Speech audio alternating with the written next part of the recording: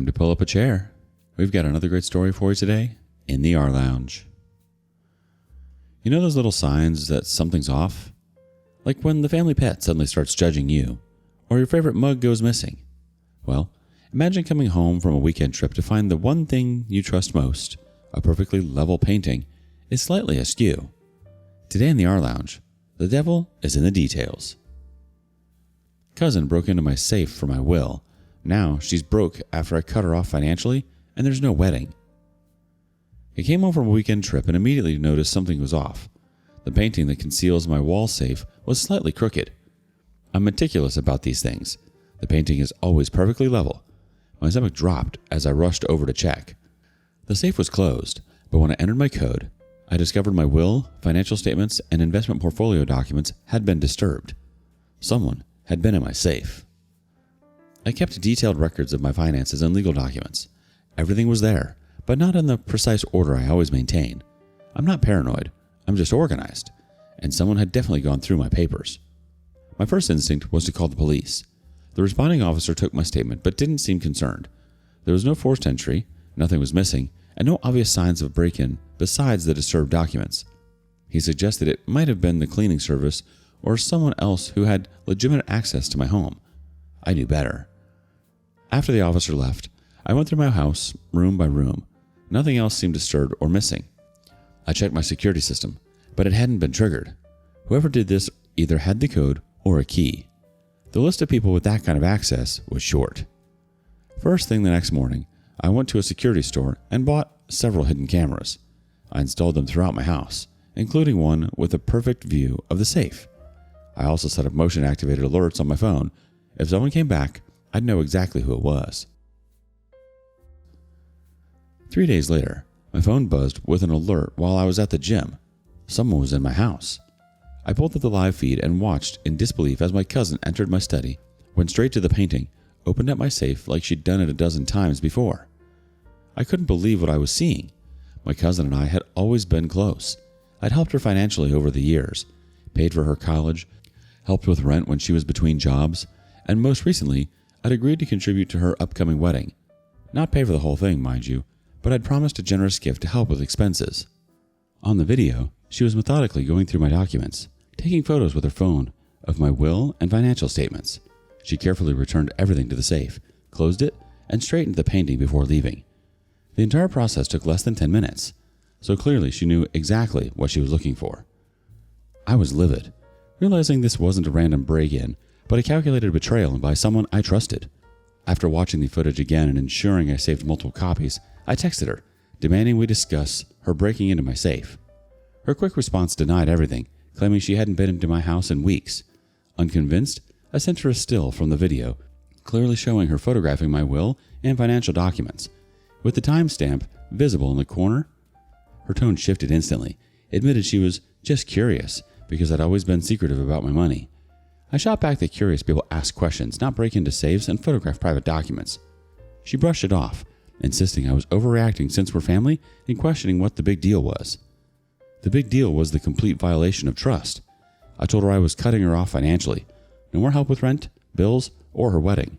She responded with a barrage of angry texts, calling me selfish and claiming I owed her because we're family. I didn't respond. Instead, I called my attorney to discuss removing her from my will entirely and to get advice on whether I should press charges for breaking and entering. My attorney advised me to hold off on criminal charges for now, but agreed that removing her from my will was appropriate given the circumstances. The next day, my doorbell camera alerted me to movement. My cousin was standing on my porch, pounding on the door and screaming my name. I turned on the audio. "I know you're in there. You can't do this to me. You promised to help me with my wedding. I'm family. You owe me." I didn't answer the door. Instead, I recorded the entire meltdown from my security system. After about 15 minutes of screaming, she finally left, but not before threatening to make me sorry if I didn't change my mind. That afternoon, I called the locksmith and had all my locks changed. I also changed the code on my security system and safe. No more easy access for anyone. Through family gossip, I learned my cousin had been telling everyone I'd promised to pay for her entire wedding. This was news to me. I'd only agreed to contribute a reasonable amount as a gift. According to my aunt, my cousin and her fiancé had already booked an extravagant venue and put down non-refundable deposits based on this financial promise. I also discovered she'd been living far beyond her means for years, racking up credit card debt and taking out loans she couldn't afford to repay. Apparently, she'd been counting on my continued financial support and possibly a substantial inheritance to bail her out. Her fiancé contacted me a few days later. He seemed shocked when I told him I'd never promised to pay for her entire wedding. He had no idea my cousin had been lying to him about their financial situation. He apologized. Meanwhile, my cousin continued sending threatening messages. She claimed she'd ruin me if I didn't reconsider my decision to cut her off. I forwarded these messages to my attorney, who advised me to keep documenting everything but not engage with her directly. I was grocery shopping when it happened. I'd just loaded my bags into my car when someone grabbed my shoulder from behind. I turned to find my cousin, face contorted with rage. You think you can just cut me off after everything I've done for you? I told her to leave me alone and that we could talk when she calmed down. She responded by screaming obscenities and accusations, drawing attention from other shoppers in the parking lot. You promised to pay for my wedding. You're going back on your word. I tried to get in my car, but she blocked the door. When I attempted to move past her, she lunged at me, swinging wildly. I instinctively raised my arms to protect myself and pushed her away. She stumbled backward, lost her balance, and fell, hitting her head on the pavement. For a moment, everything stopped. She wasn't moving. People were staring. Someone called out asking if she was okay. Before I could respond, another shopper announced they were calling 911. The paramedics arrived quickly, followed by police. My cousin regained consciousness before the ambulance arrived, but she was disoriented and had a nasty bump on her head. As the paramedics checked her over, she started screaming that I had attacked her. Fortunately, the store's security camera had captured the entire incident. Several witnesses also came forward to confirm that she had been the aggressor and that I had only pushed her away in self-defense. The police reviewed the footage and took statements from witnesses. One officer pulled me aside. Based on the video and witness statements, you were clearly defending yourself. She's the one who's going to be facing charges here. My cousin was taken to the hospital to be checked out for concussion. I gave my statement to the police and told them about the ongoing harassment, the break-in, and the threatening messages. They advised me to file for a restraining order as soon as possible. The next day, I learned my cousin had been arrested upon release from the hospital. She was charged with assault and released on bail with a court date set for the following month. I immediately filed for a temporary restraining order, which was granted the same day. My phone rang constantly with calls from family members. I let most calls go to voicemail, responding only to those who seemed genuinely concerned rather than judgmental. One call I did take was from my cousin's fiancé. He said, I had no idea she was lying about so many things. She told me you promised to pay for our entire wedding. She's been spending money we don't have on deposits and vendors. I found credit card statements showing she's maxed out 3 cards in my name that I didn't even know existed. I felt bad for him. He seemed like a decent guy who'd been caught in my cousin's web of lies just like I had. I told him I was sorry he was going through this, but that I couldn't help financially. He assured me he wasn't calling to ask for money. He just wanted to apologize for his part in the situation and to let me know he was reevaluating their relationship. On the drive home, I got a text from a friend who works at the venue where my cousin had planned to hold their wedding. They'd canceled her reservation due to missed payments. She'd put down the initial deposit, but hadn't made any of the subsequent payments that were due. I wasn't surprised. Without my financial support, there was no way she could afford the lavish wedding she'd been planning. She brought this on herself. Then I got a text from my cousin's fiancé. I've been looking at our finances and talking to family members. I had no idea how much she'd been lying about. I don't think I can go through with the wedding. I'm sorry for everything. I told him he had nothing to apologize for and wished him well. The silence from my cousin didn't last long. Through the family grapevine, I heard she'd been fired from her job for stealing company property. Apparently, she'd been taking office supplies and small equipment for months, possibly to sell for extra cash. Her employer had decided to press charges. I also made an appointment with my attorney to review my will and other financial documents. I wanted to ensure my cousin was completely removed from everything and that my assets would be protected if anything happened to me. As I was finishing up my list, my phone buzzed with a news alert. There had been an arrest at a local pawn shop. Someone had been caught trying to sell stolen property. The article didn't name names, but I had a sinking feeling I knew who it was. My suspicion was confirmed the next morning when a detective called asking if I'd recently had any items stolen from my home. I did a quick inventory and realized several small valuables were missing, things I hadn't noticed before because they weren't items I used regularly. A silver pen set from my grandfather, a pair of cufflinks, and a pocket watch. The detective explained they had recovered these items from a pawn shop where my cousin had tried to sell them. They believed she had taken them during previous visits to my home, before I changed the locks and security system. I filed another police report for the stolen items. The detective informed me that, given the value of the items in her prior record, she would likely face significant consequences. Later that day, my cousin got arrested again, this time for violating the restraining order by sending those threatening emails and for possession of stolen property. Given the multiple violations and charges, the judge had denied bail.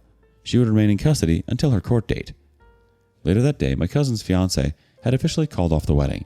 He'd moved out of their shared apartment and was staying with a friend until he could find his own place. Edit. A few of you asked why I didn't change the locks right after noticing my safe had been tampered with. I held off because I wanted to catch the person red-handed. I figured my security system and limited access list would keep things secure enough while I set up cameras to confirm who it was. In hindsight, it was a risk, but it paid off when I got undeniable proof it was my cousin. Thanks for all the feedback and support. Final update. It's been about 6 months since my last update, and I think it's time for a final post. First, the legal situation. My cousin's criminal case finally concluded. She pleaded guilty to breaking and entering, assault, violation of a restraining order, theft, and witness intimidation. She was sentenced to 18 months in prison with the possibility of parole after 6 months, plus full restitution for the stolen items and all court costs. I was present for the sentencing and saw her face when the reality of prison time sank in. For perhaps the first time in her life, she couldn't manipulate, lie, or charm her way out of the consequences of her actions. It was a moment of satisfaction for me. The police recovered most of my stolen property from various pawn shops around the city. Some items were already sold and couldn't be traced, but I get back my grandfather's coin collection and the silver candlesticks, which had the most sentimental value to me. The court ordered her to pay restitution for the items that couldn't be recovered, though I'm not holding my breath waiting for that money. Her ex-fiancé reached out to me after the sentencing. He's doing well, all things considered. He's still dealing with the financial fallout. He's since met someone new, someone who, in his words, actually has a job and pays her own bills. I'm happy for him. He seems like a decent guy who got caught up in my cousin's web of lies just like I did. In an ironic twist, I recently learned that my cousin had been telling people for years that I was very sick and would be leaving my entire estate to her any day now. She'd apparently been using this fiction to secure loans and credit, promising repayment when she received her inheritance. Now those creditors are discovering there's no inheritance coming, and she's facing additional legal troubles as a result. The detective who handled my case called last week to let me know they've connected my cousin to several other theft cases in the area. Apparently I wasn't the only one she was stealing from. They found evidence linking her to missing items from other family members' homes, her workplace, and even her ex-fiancé's parents' house. The additional charges will likely extend her prison time significantly. Thank you all again for your support. This will be my final update. The whole meltdown on your porch? Yikes. Some people really believe that family means they can do whatever they want, regardless of the damage they cause. Honestly, it screams unhinged. The way she flipped that script, denying it, then calling you selfish for cutting her off, is classic toxic family behavior. I'm glad you held your ground. Also, good on you for not letting this blow up derail your life.